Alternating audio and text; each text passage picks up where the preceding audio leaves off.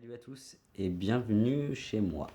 Dans la vidéo d'aujourd'hui, va être la suite un peu de la dernière vidéo que j'avais postée, à savoir accueillir sa fragilité et poser ses choix.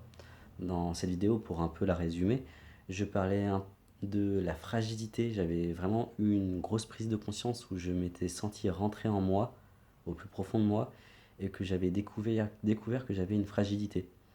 Et en gros, cette fragilité, c'est une cristallisation d'émotions diverses et variées qui génère tout un lot de croyances et tout un lot de comportements dans ma vie quotidienne. Et pour en citer quelques-unes, ces croyances sont que euh, je ne m'aime pas, je ne mérite rien, quels que soient les efforts que je fais, je me crois séparé. En gros, voilà. Donc c'est un peu de cet ordre-là et c'est toujours de moi par rapport aux autres. Mais ça sous-tend un peu plus en profondeur en fait que je ne m'aime pas. Lorsque j'ai un peu cheminé sur la question à travers ma vie quotidienne, etc., je me suis aperçu que ce niveau-là, ce niveau de cristallisation émotionnelle n'était pas le plus profond, que c'était encore l'aboutissement d'un phénomène beaucoup plus vaste et beaucoup plus profond en fait. Euh, Derrière ce phénomène, j'ai ressenti comme un déchirement. Comme si, à l'origine, j'ai ressenti l'unité qui était totalement séparée en deux. Donc un être totalement unifié et qui d'un coup, séparation.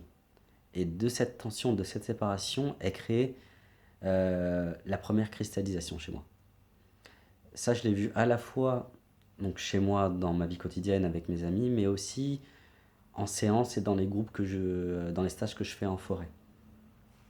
Ça m'amène à dire quelque chose de plus par rapport à tout ça, parce que l'on vit dans un monde duel. Pour tous ceux et celles qui veulent euh, vivre la vie de leurs rêves, avoir un métier qui les font vibrer et faire vraiment ce qu'ils ont envie de faire dans leur vie, mon point de vue à l'heure actuelle, c'est que la condition sine qua non, c'est de totalement accueillir et accepter tous les côtés de nous qu'on ne veut pas voir. Pour voir à quel point je suis grand, il faut que j'accepte d'être petit. Moi qui veux accepter totalement qui je suis, cette puissance en moi, ce côté magnétique que je sens avoir, il faut que j'accepte d'être totalement fragile. Il faut que j'accepte cette part en moi qui a peur de se faire rejeter par les autres.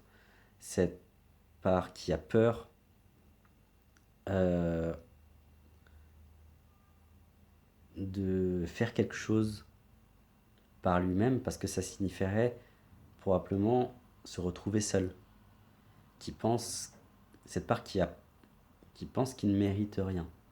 Si je laisse de côté cette part entre guillemets négative et que je me dis ah non, je dois absolument aller vers le positif, c'est là que je me coupe en deux. Parce que selon moi, on est ici pour s'accepter entièrement, sans condition. Donc c'est la solution que je suis en train de poser en ce moment, c'est que je n'ai pas à vouloir changer cette part de moi. Cette part de moi. Je n'ai pas à vouloir d'un coup, par magie, ne plus avoir besoin des autres. Parce que c'est pas vrai. C'est en acceptant la réalité telle qu'elle est que là je peux la transcender. C'est en connaissant mes limites que je peux aller plus loin. Donc voilà qui est dit. C'est très important pour moi de le dire parce que l'être humain c'est un peu comme une grosse boule à facettes avec énormément de facettes différentes, autant positives que négatives avec toutes les nuances au milieu. Et que le jeu de l'humanité ne s'arrêtera que le jour où tout le monde aura accepté et accueilli sans condition chacune de ces facettes. Et pour moi, tout le jeu de la matière, toute cette vie que je vis dans la matière n'est que le processus qui me mène vers ça. Autre chose de très important que j'ai vu grâce, grâce à cette cristallisation d'émotions, c'est que chez moi, il y a un jeu de perméabilité et d'imperméabilité par rapport aux autres. Je m'explique. C'est que lorsque je suis en face de quelqu'un pour poser un choix, je vais un peu être dans une dynamique de sacrifice. Lorsque quelqu'un me dit quelque chose, au lieu de penser, on va dire, à ma gueule, je vais, sous couvert d'altruisme, sous couvert que je suis gentil, que j'ai le cœur sur la main, penser à l'autre. Sauf que derrière, ce qui sous-tend cette tendance qui semble totalement saine en apparence dans la surface, mais qui en fait n'est absolument pas sous-tendue par mon altruisme. Elle est sous-tendue en fait par la peur de me faire rejeter. Parce que ça sous-tend chez moi que quand quelqu'un a une demande, je dois absolument, même si cette demande ne me concerne pas directement, je vais avoir tendance, que ce soit dans les pensées, dans mon état émotionnel, ou même parfois dans mes actions et mes comportements, je vais devoir répondre à la demande. Donc à partir de ce moment-là, je suis trop perméable à l'autre. Et la solution qui semble être en train de se poser en ce moment, et que je pose avec plaisir, mais avec vraiment des difficultés parce que c'est pas du tout naturel pour moi, en tout cas pas encore, c'est de me rendre un peu imperméable à l'autre. C'est-à-dire que lorsque quelqu'un est là, me fonder uniquement sur moi. Donc arrêter de croire que je dois répondre à toutes les demandes de l'autre. Et ça passe par le fait d'être totalement bien avec soi-même. Parce qu'au fond, je m'aperçois que le fait de me concentrer autant sur les autres, ça signifie purement et simplement que je ne suis pas réellement bien avec moi-même. Je ne me respecte pas. En fait, je négocie mon bien-être pour répondre aux besoins de l'autre, pour que l'autre m'accepte, pour que je ne me sente pas séparé, pour que je me sente utile. Parce que si je ne me sens pas utile, pour moi, je ne suis rien, je ne mérite rien. Je fonctionne un peu comme ça. Donc voilà à peu près.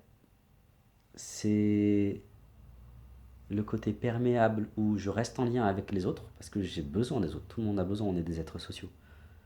Et en même temps, je ne négocie pas mon bien-être. Si mon bien-être passe par le fait de faire une sieste, le fait de ne pas répondre à quelqu'un parce que j'en ai pas envie au fond, et quelles que soient les raisons, ou par peu importe les biais par lesquels passe mon bien-être, ne jamais remettre en cause ça. Donc si j'ai un message aujourd'hui à passer, c'est ça. En gros, voilà à peu près. Merci encore une fois d'avoir regardé cette vidéo. Je vous souhaite à tous une très bonne semaine. N'hésitez pas à la partager au plus grand nombre, à mettre des pouces bleus, ça me fait toujours très plaisir. C'est un peu ça qui me prouve que les gens apprécient ou n'apprécient pas ce que je dis, mais au moins que j'ai un retour. Je vous souhaite vraiment de très belles choses dans votre vie et je vous dis à très vite. Salut!